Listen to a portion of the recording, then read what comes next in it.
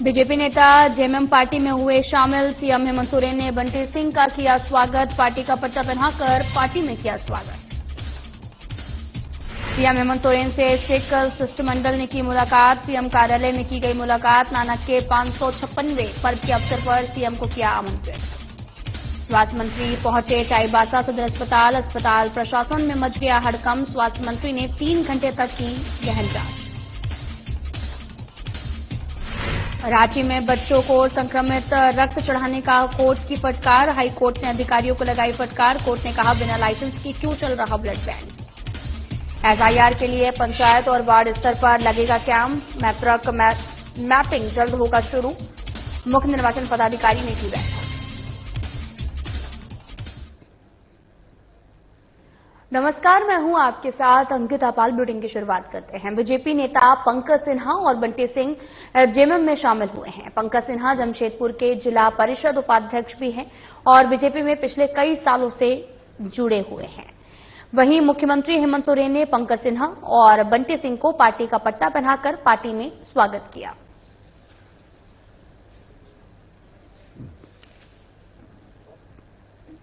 मुख्यमंत्री हेमंत सोरेन से आज मुख्यमंत्री आवासीय कार्यालय में गुरुद्वारा गुरु सिंह सभा और गुरुद्वारा गुरु नानक सत्संग सभा के एक शिष्टमंडल ने बैठक की है। शिष्टमंडल ने मुख्यमंत्री को गुरु नानक देव महाराज के 556वें प्रकाश पर्व के अवसर पर आयोजित कार्यक्रम में शामिल होने के लिए सादर आमंत्रित किया है। यह आयोजन 3 नवंबर को कृष्णानगर कॉलोनी रातू रोड से भव्य नगर कीर्तन और 5 नवंबर को गुरु नानक स्कूल परिसर पीपी कंपाउंड रांची में मुख्य समारोह के रूप में होगा। शिष्टमंडल में झारखंड राज्य अल्पसंख्यक आयोग के उपाध्यक्ष ज्योति सिंह माथुर सहित अन्य भी शामिल रहेंगे।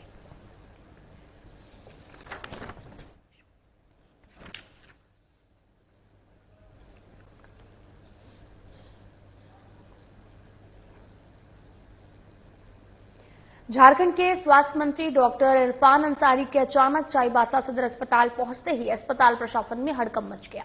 स्वास्थ्य मंत्री ने लगभग 3 घंटे तक गहन जांच की और अस्पताल के सभी वार्ड और प्रयोगशालाओं एवं मरीजों के देखभाल व्यवस्था का बारीकी से निरीक्षण किया। जांच के दौरान थैलेसीमिया मरीज की रिपोर्ट में एचआईवी पॉजिटिव पाए जाने की गंभीर लापरवाही सामने आई।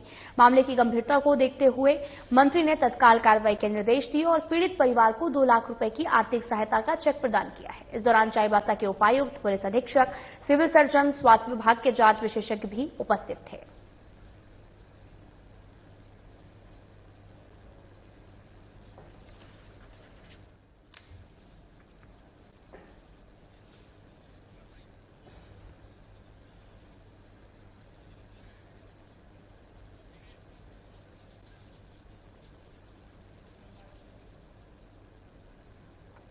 कोडरमा जिला क्षेत्र के डोमचांद से गेठी बांध के रास्ते बकड़ो पिपचो जाने वाले मार्ग में 2 मुहिया नदी पर बना पुल जर्जर हो चुका है। वहीं स्थानीय ग्रामीण कई बार जर्जर पुल की जगह नए पुल निर्माण की मांग उठा रहे हैं, जिसका जायजा लिया हमारे कोडरमा संवाददाता अंकु कुमार ने।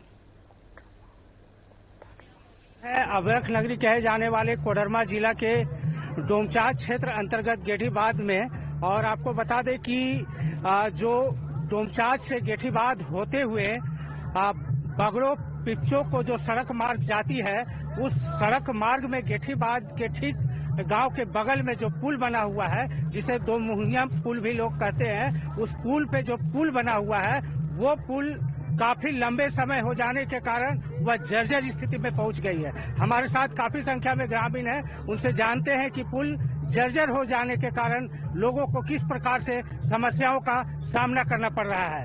सर, आपसे जानना चाहेंगे कि पुल जर्जर होने के कारण कितनी परेशानी हो रही है लोगों को और क्या खतरा हमेशा बना रहता है? जी, सबसे पहले आपको और आपके चैनल को बहुत बहुत धन्यवाद। आज इस पुल के विषय में हम कहना चाहेंगे कि काफी लंबे समय से यह पुल जर्जर स्थिति में है और दिन रात इस पुल पर कई ग्रामीण का आवागमन होता है। कई पंचायत के लोग इससे हमेशा जुड़े रहते हैं। आसपास हमारे बगड़ोपुरा पंचायत, पगरीडीह और यहाँ के ग्रामीण जो है अपने दैनिक दिनचर्या के लिए बाजार हो, हाट हो, स्कूल हो या थाना हो या जिला मुख्यालय भी इसी रास्ते से लोग जाते हैं। जर्जर पुल को लेकर कभी किसी से मांगे की गई है, कोई जनप्रतिनिधि वगैरह से? फिलहाल ये सड़क जो है मरम्मती के समय हम लोगों ने स्थानीय जनप्रतिनिधि यहाँ से मुखिया से लेकर प्रमुख साहब, जिला परिषद, विधायक महोदय को इसकी सूचना हम लोग दिए हुए हैं। तो दिए थे तो क्या पुल नहीं बन पाया फिर? अभी तक ये तो नहीं बन पाया। हम लोग अभी भी चाहते हैं कि जल्द पुल बने। जी हाँ, लोगों की रक्षा के लिए ये पुल जल्द से जल्द इसका जो है, क्योंकि दुर्घटना का संभावना बना रहता है। जी हाँ। ठीक है, और भी काफी लोग हैं, उनसे बात करते हैं। क्या पसंद जी, कितना जरूरी है ये जो पुल है, वो गांव के साथ साथ कई गांव को भी जोड़ता है, तो ये पुल कितना मायने रखता है लोगों के लिए वो जर्जर स्थिति में? देखिए, सही बात है कि जो हम अभी देख रहे हैं पुल को, बहुत पुराना पुल है और गेठी बाद जो रास्ता जो है, सच्चाई है कि चाहे मुख्यालय की बात हो, चाहे स्कूल की बात हो, पुराना पुल जर्जर हो चुका है। और ग्रामीणों की जो मांग है, सच्चाई है, सही है कि ग्रामीणों के द्वारा ये भी कहा गया था कि कई पूर्व में भी कई प्रतिनिधियों को हमने कहा, लेकिन जो भी प्रतिनिधि को ग्रामीण के द्वारा बोला गया, आज तक कोई सूद लेने वाला नहीं है। पुल के साथ साथ यहाँ पर देख रहे हैं सामने गढ़वाल का भी जरूरी है। और सच्चाई है कि जिस तरह का पुल का जो स्थिति है, बहुत जल्दी अति आवश्यक बनना है ताकि ग्रामीण सुरक्षित रहे और इस जनता का जो समस्या है इसको निदान हो, इस पर कार्रवाई हो। और भी ग्रामीण है हमारे साथ। हम जो बोलना चाह रहे थे कि जब से ये रोड बना है, ये 2 साल लगभग हो चुका है, उस समय भी हम लोग रिपेयर करने के लिए, रिपेयर था रोड में से, उस समय भी हम लोग चर्चा किए हुए थे। उसके बाद बोला गया कि विभाग से नहीं हो पाएगा, इसका विभाग दूसरा है, तो दूसरा से हम लोग बात किए हुए थे, लेकिन अभी तक काम नहीं हो पाया है और पूरा जर्जर है। और यहाँ पर उतरवाहन लगता है कि कभी भी कोई हादसा, दुर्घटना? हाँ, हादसा हुए है, बहुत बार एक्सीडेंट किया गया है यहाँ पर और हादसा हुई है। और दूसरे में है कि यहाँ उतरवाहनी भी है, जनसंख्या बहुत ज्यादा भी हो जाता है, थोड़ा डैमेज है ज्यादा रास्ता, ये तो बहुत जरूरी। कोई जनप्रतिनिधि से या तो हम लोग बात किए हुए थे, ऐसे लिखित हम लोग नहीं दिए थे, ऐसी बात किए हुए थे, मौखिक में हम बात किए थे। कोई ध्यान नहीं, कोई ध्यान अभी तक नहीं है। अब क्या चाहते हैं? अब चाहते हैं कि जितना जल्द से जल्दी बन जाए।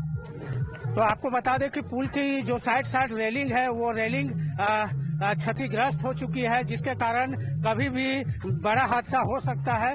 और पुल की बात करें तो पुल भी नीचे से जर्जर है। ऐसे में जो यहाँ के स्थानीय ग्रामीण हैं, वो मांग कर रहे हैं कि जो पुल बना हुआ है, 2 मुहुआ पुल जिसे लोग बोलते हैं, वो पुल के जगह पे नया पुल बनना चाहिए ताकि लोगों को आवागमन प्रियत हो सके और लोग अपने आप को असुरक्षित नहीं महसूस कर सके। ब्यूरो रिपोर्ट, अंकु कुमार गोस्वामी, साधना प्लस न्यूज, कोडरमा। खरसवा जिले के ईचागढ़ थाना क्षेत्र में वैध चालान लेकर चल रही हाईवा गाड़ी को थाना प्रभारी विक्रमादित्य पांडे द्वारा कथित रूप से जब्त किए जाने का मामला सामने आया है। इस घटना के स्थानीय बालू कारोबारी के रोष पैदा कर दिया है। मिली जानकारी के अनुसार ईचागढ़ थाना क्षेत्र स्थित बालू स्टॉक यार्ड से वैध चालान लेकर जा रही थी और एक हाईवा गाड़ी को थाना प्रभारी विक्रमादित्य पांडे के बीच में, आपको बताते चले कि रास्ते में रोक लिया। बताया ये भी जा रहा है कि उन्होंने ड्राइवर के साथ गाली गलौज करते हुए गाड़ी को जब्त कर थाना परिसर में खड़ा करवा दिया। इस संबंध में बालू कारोबारी उत्तम महतो ने गंभीर आरोप लगाते हुए कहा कि कुछ दिन पूर्व थाना प्रभारी ने उन्हें सिस्टम में चलने की बात कही थी। जब उन्होंने सिस्टम का अर्थ पूछा तो प्रभारी ने कथित रूप से कहा कि प्रति ट्रिप 8,000 रुपए देने होंगे। उत्तम महतो ने बताया कि उन्होंने इस प्रस्ताव को ठुकरा दिया है। सरकार द्वारा अनुमोदित वैध चालान के आधार पर कारोबार जारी रखा। उनका कहना है कि इसी का परिणाम है कि उनकी वैध गाड़ी को जब्त कर लिया गया है। उन्होंने कहा कि इस मामले की शिकायत जिला खनन पदाधिकारी को लिखित रूप से दी गई है और उनकी गाड़ी जल्द नहीं छोड़ी गई तो वे उपायुक्त से लेकर हाईकोर्ट तक इस मामले को लेकर जाएंगे। इस घटना को लेकर स्थानीय कारोबारी समुदाय में नाराजगी देखी जा रही है और वे प्रशासन से निष्पक्ष जांच की मांग कर रहे हैं। इस मामले का ईचागढ़ थाना या जिला प्रशासन की ओर से अब तक कोई भी आधिकारिक प्रतिक्रिया नहीं मिली है।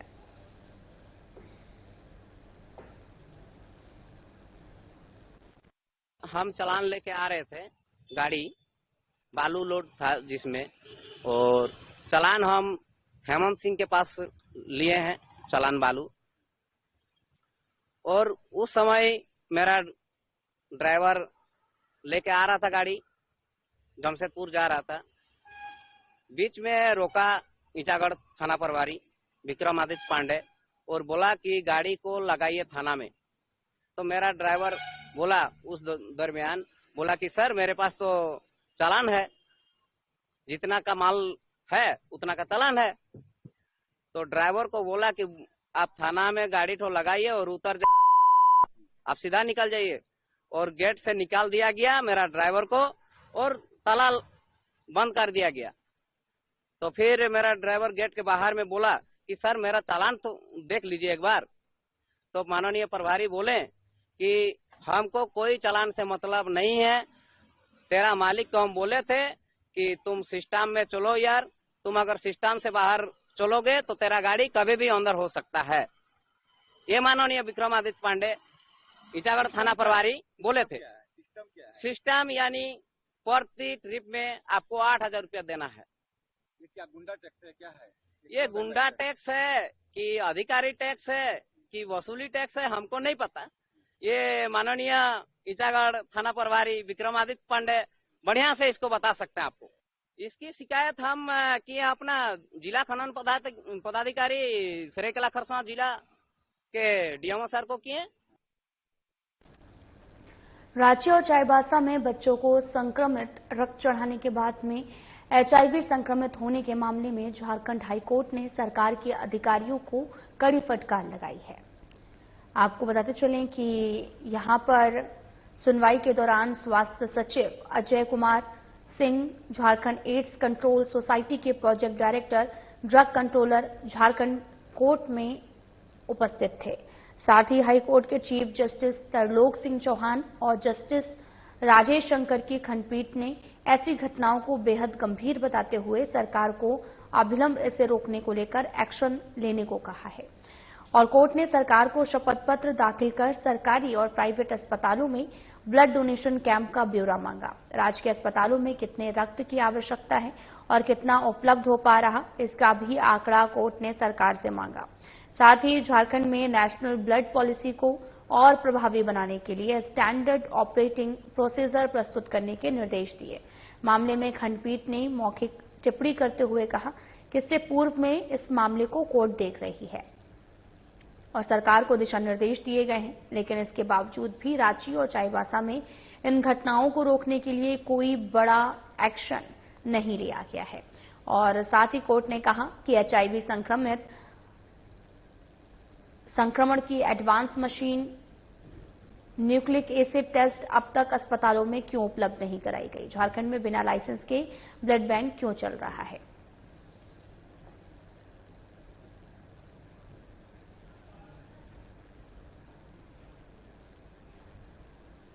मुख्य निर्वाचन पदाधिकारी के रवि कुमार ने राज्य में भारत निर्वाचन आयोग के निर्देशानुसार चलाए जाने वाले मतदाता सूची के विशेष गहन पुनरीक्षण कार्यक्रम की तैयारियों की समीक्षा की है और उन्होंने कहा कि गहन पुनरीक्षण के क्रम में मतदाताओं को कम से कम दस्तावेज समर्पित करने पड़े।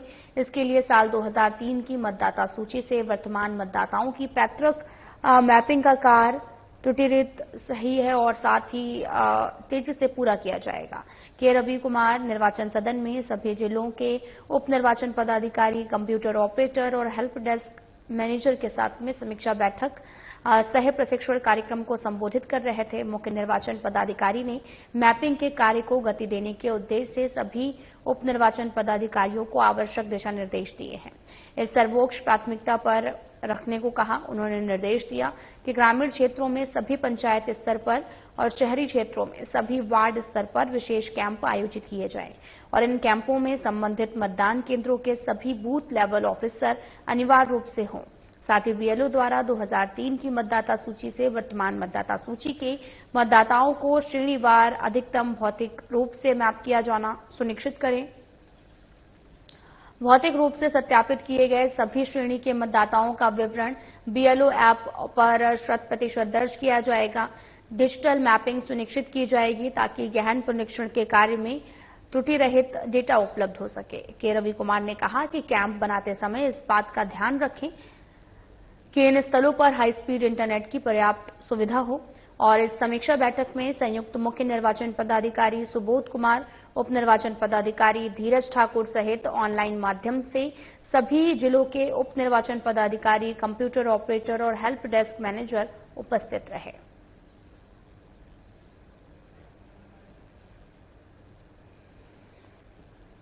आंवला नवी, जिसे अक्षय नवी के नाम से जाना जाता है, हर साल कार्तिक मास के शुक्ल पक्ष की नौवीं तिथि को इसे एक भव्य पर्व के रूप में मनाते हैं। सनातन परंपरा रही है, इस परंपरा के अनुसार आंवला नवी मनाया जाता है।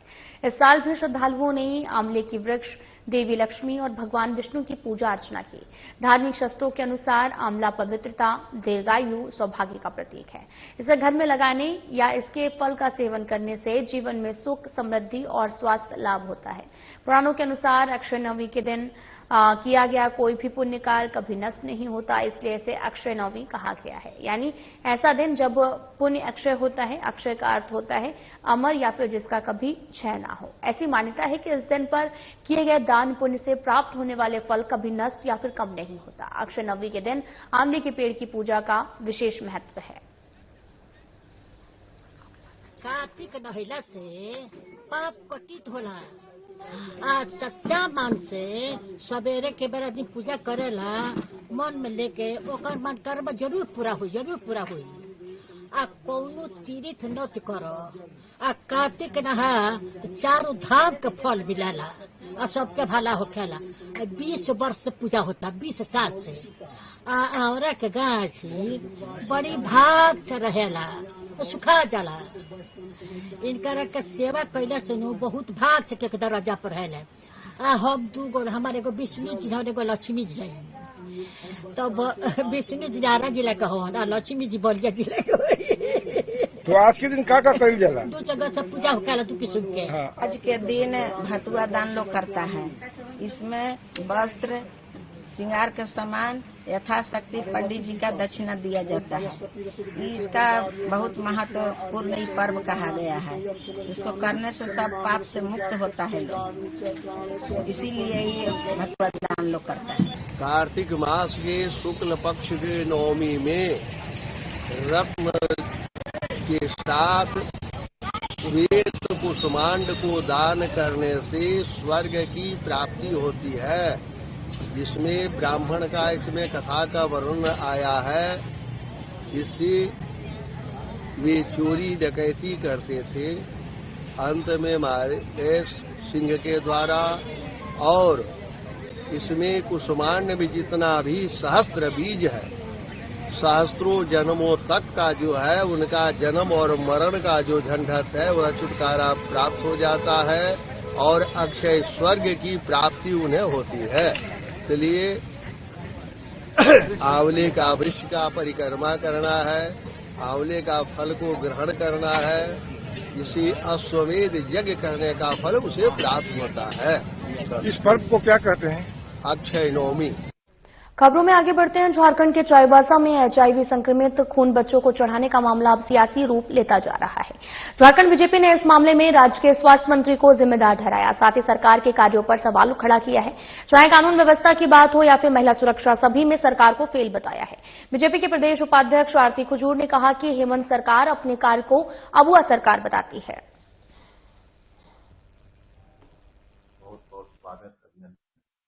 आदिवासी बच्चों को एचआईवी संक्रमित रक्त चढ़ा दिया गया।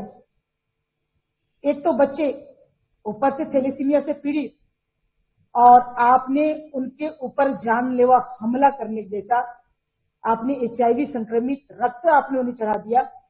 और ये चढ़ाने के साथ साथ आपने 2-4 लोगों को, क्योंकि सिर्फ यही नहीं है, आपने सिर्फ 2-4 लोगों को आप निलंबित करके आपने इतिश्री कर लिया है। तो ये सबसे बड़ी दुखद घटना है और भारतीय जनता पार्टी इसका पुरजोर विरोध करती है।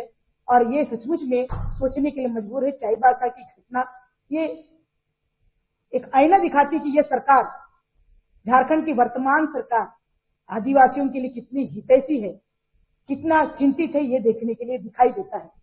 लगातार कई ऐसी घटनाएं, क्योंकि हम देखेंगे कई ऐसी घटनाएं हैं जो ये दिखाती है, कहने को तो ये कहती है कि ये आदिवासियों की सरकार है, अबुआ सरकार है, अबुरिया सरकार है,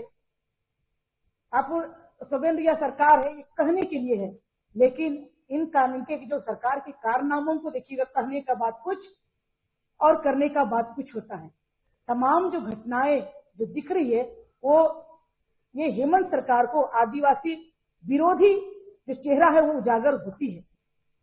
आप देख लीजिए, इनका जब सरकार जब 2019 में जब बनी थी, उसके तुरंत बाद ही चाईबासा में ही 7 लोगों की निर्मम हत्या, इनकी शुरुआत ही कह दे कि आदिवासियों की हत्या आदिवासियों के खून से सना हुआ।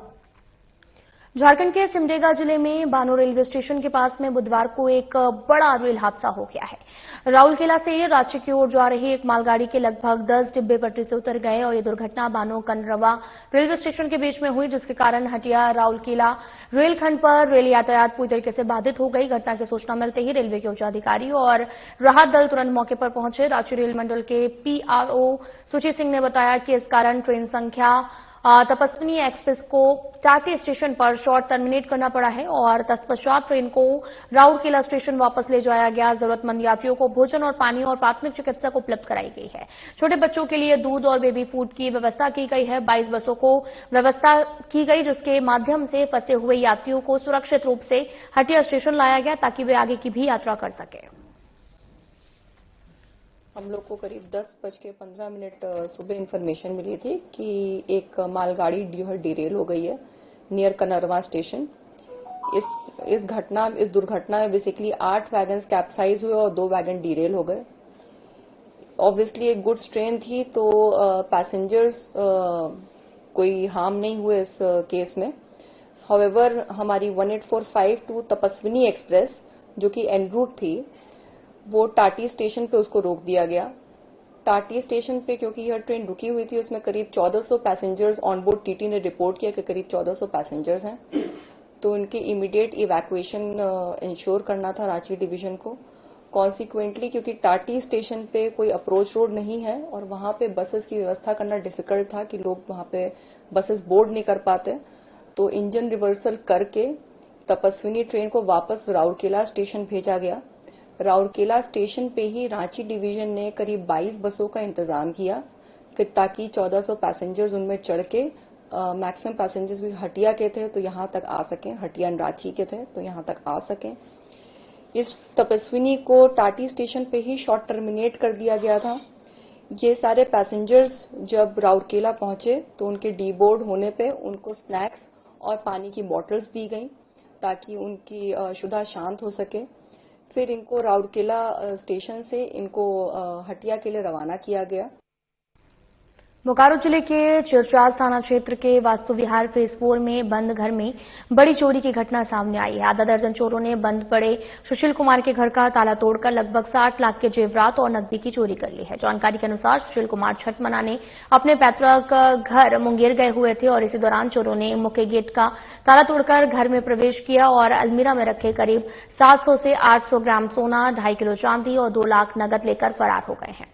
घटना की जानकारी पड़ोसियों ने दी, जिसके बाद सुशील कुमार देर रात बोकारो लौटे और थाने में शिकायत दर्ज कराई। पुलिस ने मौके पर पहुंचकर जांच शुरू की है। स्थानीय लोगों का कहना है कि छठ पर्व के दौरान क्षेत्र में आधा दर्जन घरों का ताला तोड़ा हुआ था। साथ ही समिति द्वारा रखरखाव शुल्क वसूलने के बावजूद सुरक्षा व्यवस्था लचर बताई जा रही है। चोरों की हरकतें सीसीटीवी कैमरे में कैद हो गई हैं।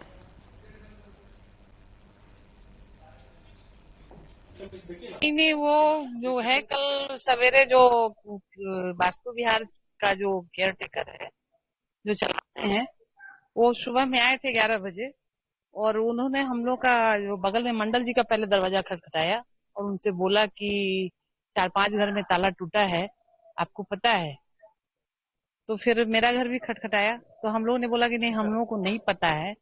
तो फिर बगल वाले का देखा उन्होंने, तो फिर वही है कि फिर उसके बाद पता चला कि मतलब पारस आए तो उनको पता चला कि 4-5 घर में ताला टूटा है।